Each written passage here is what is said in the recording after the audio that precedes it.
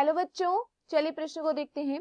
किसी कोशिका में उपस्थित डीएनए की मात्रा और कोशिका चक्र की प्रत्येक प्रावस्था में उपस्थित कोशिकाओं की संख्या निर्धारण फ्लो साइटोमेट्री द्वारा किया जाता है। निम्न में से कोशिका चक्र की किस अवस्था और उसमें उपस्थित डीएनए की मात्रा को सामान्य माना जा सकता है? पहला, G0 या G1 प्रावस्था में पाई जाने वाली द्विगुणीय कोशिकाएं।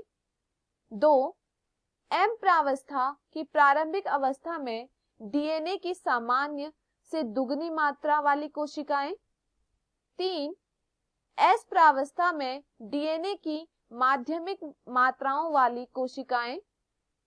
4, G2 प्रावस्था में डीएनए की सामान्य से दुगनी मात्रा वाली कोशिकाएं। हमारे पास दिए हुए विकल्प हैं। विकल्प ए पहला और दूसरा, विकल्प बी तीसरा चौथा, विकल्प सी दूसरा और तीसरा, विकल्प डी पहला दूसरा तीसरा चौथा। प्रश्न की मुख्य अवधारणा है। मुख्य अवधारणा, इस प्रश्न की मुख्य अवधारणा है। अवधारणा, इस प्रश्न की मुख्य अवधारणा है कोशिका चक्र। कोशिका चक्र, इस प्रश्न की मुख्य अवधारणा है कोशिका चक्र। कोशिका चक्र की अगर हम यहाँ पर बात करें तो कोशिका चक्र की दो प्रावस्था होती हैं। कोशिका चक्र की दो प्रावस्था होती हैं। अंतरावस्था एवं अंतरावस्था एवं एम प्रावस्था। अंतरावस्था एवं एम प्रावस्था।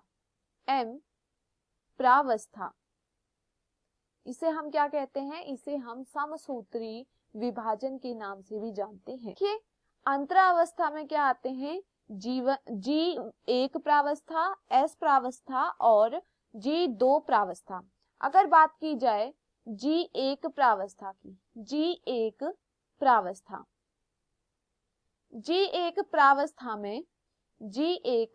प्रावस्था में कोशिकाएं द्विगुणित होती हैं। कोशिकाएं द्विगुणित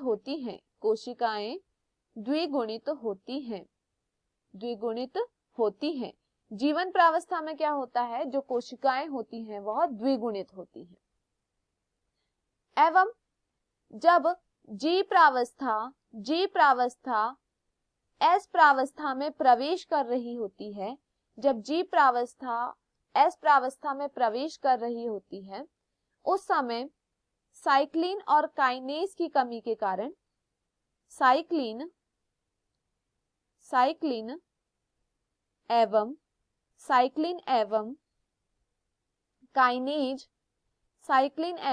काइनेज प्रोटीन की कमी के कारण, जब साइक्लिन एवं काइनेज की कमी हो जाती है तो इसके कारण क्या होता है? कोशिका चक्र कुछ समय के लिए रुक जाता है।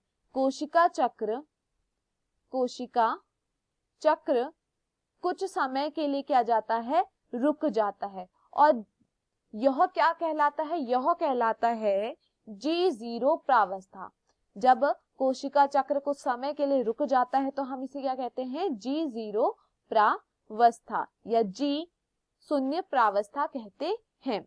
देखिए, G0 प्रावस्था में क्या होता है? G0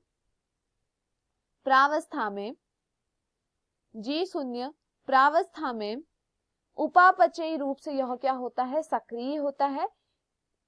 G1 तथा G0 यह क्या होते हैं? उपापचयी रूप से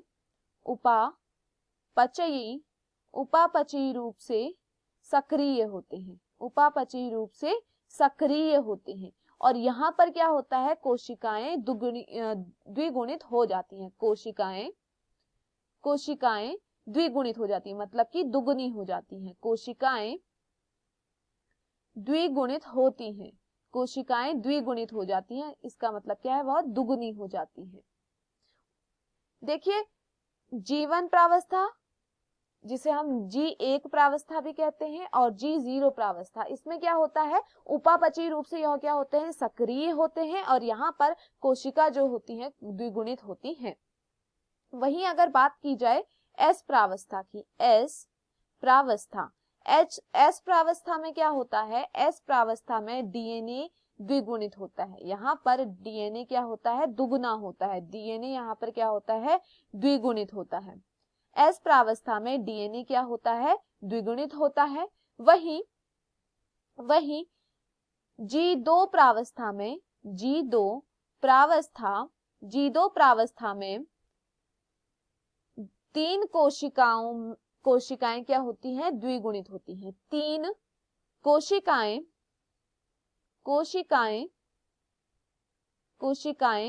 द्विगुणित होती हैं। अधिकांश कोशिकाएं कहाँ हो जाती हैं द्विगुणित, G1 प्रावस्था में, लेकिन G2 प्रावस्था में 3 कोशिकाएं क्या होती हैं, 3 कोशिकाएं क्या होती हैं, यहाँ पर द्विगुणित होती हैं।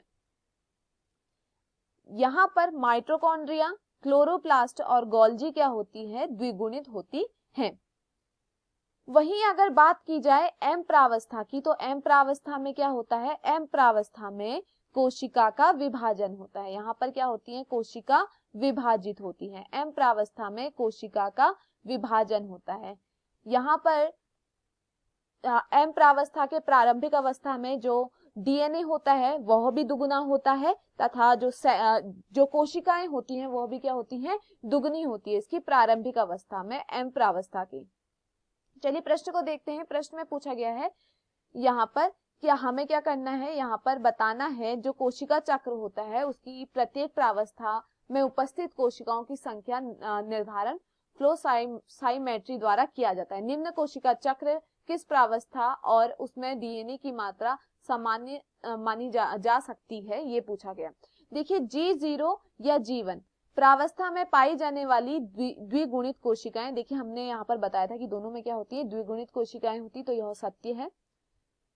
दूसरा, M प्रावस्था की प्रारंभिक अवस्था में डीएनए सामान्य से दुगुनी मात्रा में वाली कोशिकाएं, देखिए यहाँ पर क्या होता है, सामान्य से दुगनी की होती है क्योंकि जो S प्रावस्था होती है वहां पर वह क्या हो चुका होता है, द्विगुणित हो गया होता है, दुगुना हो गया होता है। तो यह भी क्या है, प्रारंभिक अवस्था बोली गई है, तो प्रारंभिक अवस्था में क्या होता है, वह दुगुना होता है, यह भी सत्य है। S प्रावस्था में डीएनए की माध्यमिक मात्राओं वाली कोशिकाएं, देखिए यहाँ पर क्या होता है, S प्रावस्था में डीएनए द्विगुणित होता है, तो यह भी क्या है, सत्य है। G2 प्रावस्था में डीएनए की सामान्य से दुगनी मात्रा वाली कोशिकाएं, यहाँ पर क्या होता है, सामान्य से दुगनी हो जाती, क्यों, क्योंकि S प्रावस्था में वो क्या हो चुका है, द्विगुणित हो गया है, तो यह भी क्या है, सत्य है। तो दिए हुए विकल्पों में जो हमारा सही विकल्प है वह है विकल्प डी। मैं आशा करती हूँ आपको यह समझ में आया होगा। धन्यवाद।